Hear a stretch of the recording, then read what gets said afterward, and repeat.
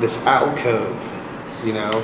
You've got this it's like a safe house in the storm for people whose ideas are dead, for people whose motivation is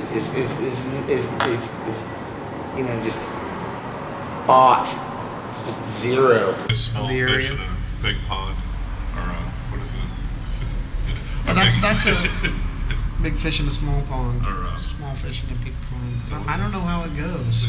I know big fish in this small pond, but I don't know. I think that I think it'd be kind of good. How is that? Just how does that go? Will? Small fish in a big pond. Okay. Oh, big fish in a small pond. Well, isn't there two? I mean, there's like an either or. Well, you could be I mean, either it's a or, yeah. metaphor, right? But the metaphor is so supposed to be a big fish in a small pond. Because that'd be like you're going to be, that'd be like one or the other, right? Well, yeah. the thing is being like a, you know, a big fish in a big pond. You're a hot shot, but it's just like in a small. Well, what does it mean to be a big fish in a big pond? That just means that you're sort of like big fish in a big pond. Yeah, you're pretty much certified. That's sort of like a Bill Gates kind of thing. Yeah, kind of like a Bill Gates type thing. Yeah, you know, some people have that ability, you know, to be the big fish in the big pond. But I think that the whole line, the whole theory on that is that it's the big fish in the small pond. That's how it goes, right? Yep. Okay. Big fish in a small pond. I guess this is the worst place in the world, you know. I try to. It's weird. It used to be able to say you could go somewhere else and it would be worse, but you know, I think we really. I think we're right there in the middle of it all right now, in the middle of all the shit. And it used to be that, you know, this was the best country in the world, but you know, now we're just right in it, you know.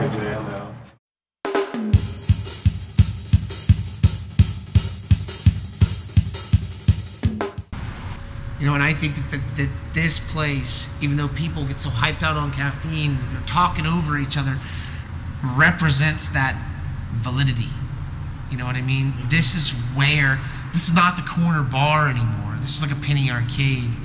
This is where the thinkers of the world go to create new ideas. This is where the artists starve. You know what I mean? Yeah. This is where the revolution, if it can even be called that, starts.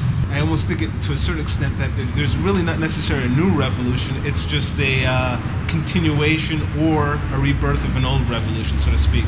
Like in years past, let's even go back like 300-400 years, people would go to places like coffee shops when coffee was an exotic thing, and smoking, you know, sure. Yeah. So it was a place that you know. People would, you know, literary people, people with different mindsets would come together. But as time progressed and when it sort of morphed into like a bar type scene or a club type scene, and again now we're seeing it sort of turn away from that in essence and back to the original roots of what started out as a, you know, coffee shop scene and so forth. And people reading papers, you know, just sharing their knowledge across different spectrums, and people that come in with a great deal of different knowledge makes it sort of what it is. Yeah. You know, being that it's a coffee shop, people always have contrary ideas.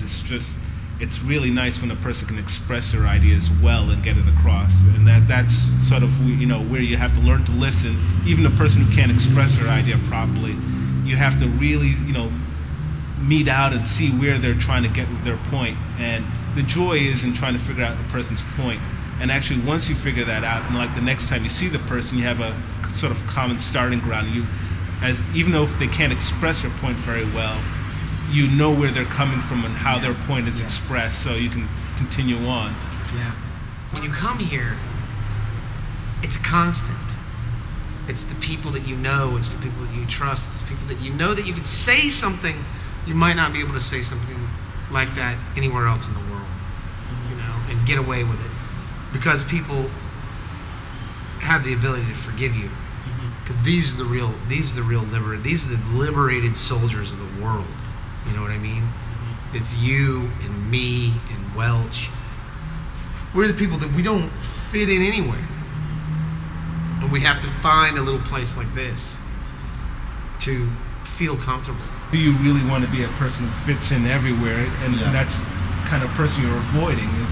And that's what Orlando's surrounded by. So exactly. You find your own little niche of people who you don't necessarily fit in with, but you enjoy because they don't fit in with anyone else, and they bring something new to the table that you don't get anywhere else. Greatest thing of Philip Morris, man, is there's things you should know about cigarettes. You open it up and there's no definite line. There's no definite line in between light, ultralight, or full strength cigarette. There's none. There's none there. They all are just different perforatedness of the filter, like how the holes are in the filter and shit like that. And it just came across as really dry, like them saying, you know, really, we've just been telling you that this is, you know, medium, mild, light, ultralight, 2772, you know, filter kings, 100s, slims. You know, you get all of them. You get all of them, right? And you know, and what they do is they market it by saying, okay, here's how it works. We're gonna give you everything you ever asked for, and more. And you're gonna buy what you want. And we're gonna figure it out, but we're still gonna try to market new things to you because you're a sucker. And then the worst part about it is cancer. God. Weak. The other day, though, you know, it's like what's good taste and what's bad taste. Where's the line drawn? You know, my father died of cancer. I can hear a cancer joke and laugh at it. You know what I mean? But if you catch somebody within a year, you know, if somebody in their family dying of cancer, they're gonna play this card. They're gonna play their card, man. You know what I mean? They're gonna go, oh, you know, my mother just died of cancer. I don't think that's funny. Cancer isn't funny. And you go, well, cancer is a fact of life. And life can't be a tragedy. If you look at it like it's a tragedy, then you're never going to see any humor in anything. It's just this constant question, you know. I mean, is it cancer or cigarettes that you're afraid of, or is it the death card? You know what I mean? The banger, The death the card. one that just lays it down. I mean, you know, I could just be talking to you right now. I would be satisfied enough in my life, you know. If I went to heaven, I wouldn't go, oh, I wish I would have stopped smoking cigarettes 2 weeks ago so I'd be healthier in heaven. You know, it's this redundancy of logic that we have in this country that is, I think, the created ideal for this whole project.